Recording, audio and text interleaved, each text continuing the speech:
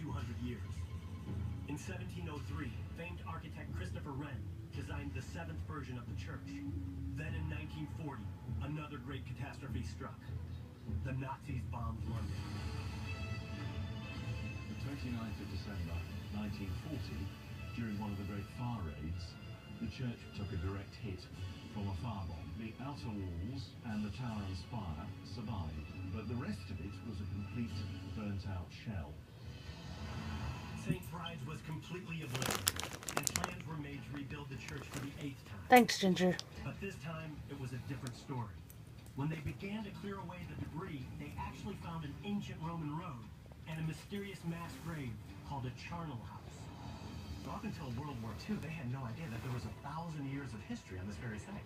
It was a very exciting moment. They discovered the archaeological remains of the 7 previous churches that takes this site back Really, Ginger? to the 2nd century Thanks. AD. Thank you. Thanks. They found layers of history, and at the bottom, a Roman road actually laid the foundations for almost 2 millennia of building on top. Go, Ginger. Leave him alone. Layers of history right here. In the reflection, we see the Roman road from the 2nd century. We've got the 12th century wall right there. This is the 11th century wall right here. Yeah, so it's a great muddle, really, of periods, but it just shows that there have been all these different layers of occupation, and each generation building on the rubble and the remains of their predecessors. But the remnants of the Romans were just the beginning of what was beneath St. Bride's. Skeletons and mass graves were undisturbed for over 150 years, hiding within the walls of the church's crypts. Come with me. We're going now into spaces that were opened up for the first time for a couple of 100 years in 1953. It's yet another level that the public is not allowed to see. This is perhaps one of the most interesting hidden treasures down here. They were full of bones and skulls when they were first opened up.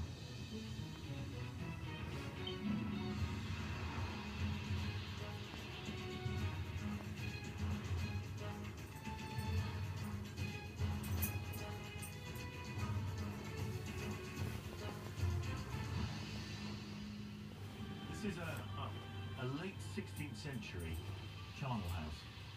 This, I can describe what I'm seeing, but it's hard to describe what I feel. This is a row of skulls here, and that's a pile of bones.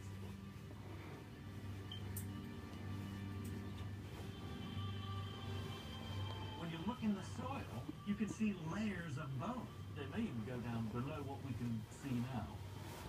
But why would thousands of Londoners be buried in such a small crypt? London was struck by a plague epidemic in 1665 and later ravaged by cholera outbreaks during the early 19th century. During both these epidemics, corpses were everywhere, and the dead were piled high in mass graves, just like this one. When plague broke out again in 1854, Parliament ordered the end to burials in the city, so the crypt was sealed and completely forgotten. This arched room, when was this built? The brickwork here is again early 17th century. And you see it wasn't entirely contemporary with the bones. Hundreds of years, thousands of people have walked in. Do they have any idea that this exists beneath their feet? Most people don't. No, this is a bit of secret, hidden London, really. What a room. It is indeed.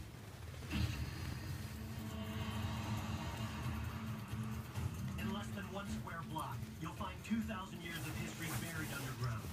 Roman roads, medieval crypts, and 8 different churches stacked on top of one another. But most people have no idea this other world exists.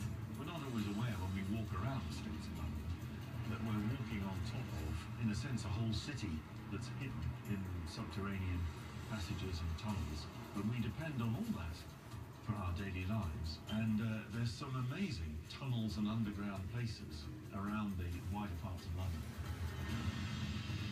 Up next, inside Churchill's hidden subterranean city.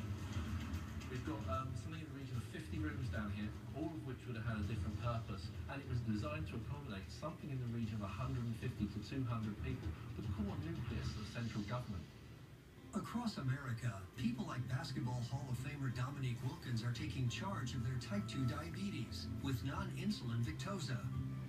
For a while, I took a pill to lower my blood sugar, but it didn't get me to my goal. So I asked my doctor about Victoza. He said Victoza works differently than pills and comes in a pen. Victoza is proven to lower blood sugar and A1C. It's taken once a day, anytime. Victoza is not for weight loss, but it may help you lose some weight. Victoza is an injectable prescription medicine that may improve blood sugar in adults with type 2 diabetes when used with diet and exercise. It is not recommended as the first medication to treat diabetes and should not be used in people with type 1 diabetes or diabetic ketoacidosis. Victoza has not been studied with mealtime insulin. Victoza is not insulin. Do not take Victoza if you have a personal or family history of medullary thyroid cancer, multiple endocrine neoplasia syndrome type 2, or if you are allergic to Victoza or any of its ingredients. Symptoms of a serious allergic reaction may include itching, rash, or difficulty breathing. Tell your doctor if you get a lump or swelling in your neck.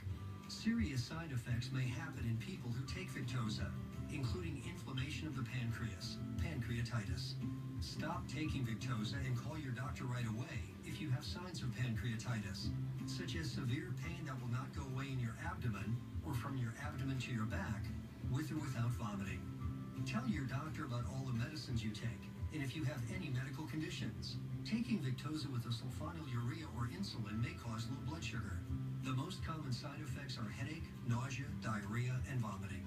Side effects can lead to dehydration, which may cause kidney problems. If your pill isn't giving you the control you need, ask your doctor about non-insulin Victoza. It's covered by most health plans. This is the year you take the trail less traveled, and the Bass Pro Shops Fall Hunting Classic is the place to get started with the lowest prices of the season. Plus, can find extra savings of over $200 during our trade-in sales. Bass Pro Shops, your adventure starts here. Discover Firehouse Subs hearty and tasty under 500-calorie menu. 6 subs, 4 salads, overflowing with flavor. Starting at only $5.49. Under 500 calories has never been more hearty and tasty. Firehouse Subs, founded by firemen. At Nature Made Vitamins, we know there are lots of things you're supposed to do to be healthy. But Nature Made Adult Gummies are one part of your health routine you'll actually look forward to. Mango. Nature Made Adult Gummy Vitamins and Supplements.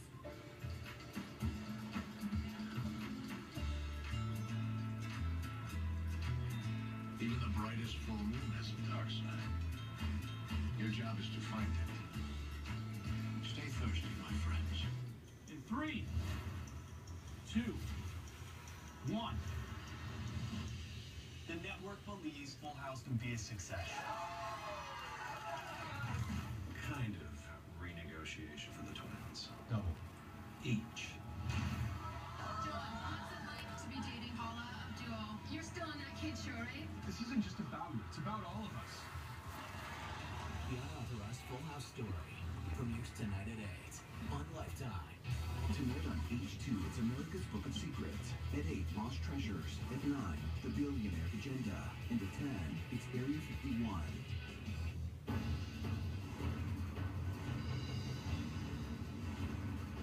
I've seen a buried Roman city, ancient catacombs, lost rivers, and a massive underground bunker. But my last stop in London's underworld may be its biggest secret. Most already know about Winston Churchill's legendary cabinet war rooms. The 3-acre subterranean building located beneath the streets of the Westminster district.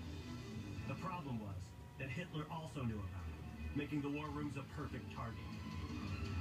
At the dawn of World War II, Sir Winston Churchill realized the cabinet war rooms would not survive a direct hit.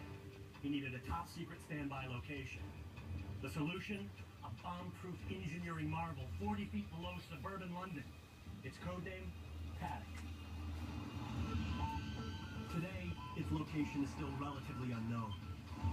But underground expeditionary Andrew Smith has access to one of World War II's best-kept secrets. All right, this looks like quite a fortress here, huh? It's big, isn't it? Yeah. Lovely big gates. Sadly, this isn't what we're here to see. This isn't it. This isn't it. No, what we're here to see is this little grey door in the wall over there. Right here? Place looks like a utility shed. It may do, but this is Churchill's secret hideout. Let's go and get our gear on. Okay, There's a few things we need to be concerned about here. There's lots of mold growth and things and fungus in the bunker, so please don't touch any of that. And of course, the biggest risk is fire. So if we have a fire, make sure you follow me all the way up here as quickly as possible. I'll follow him.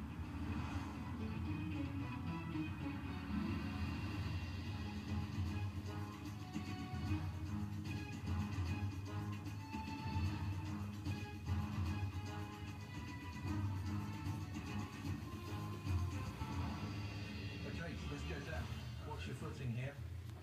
Through where the blast doors would have been. This top secret location was built in 1938. War was imminent, and the original cabinet war room back in London, just 10 feet underground, would be devastated by a direct hit from German bombs. Another stronger, safer bunker would have to be built. So this top secret suburban location was chosen. Hidden 40 feet beneath the government-owned research station, British engineers began to carve out Churchill's top secret subterranean world. It was from this site that he would be safe enough to spearhead the counterattack to Hitler's Blitzkrieg. Oh sure, these are the blast doors, huh? Yeah. This is what's left of them anyway. We've got something in the region of 50 rooms down here, all of which would have had a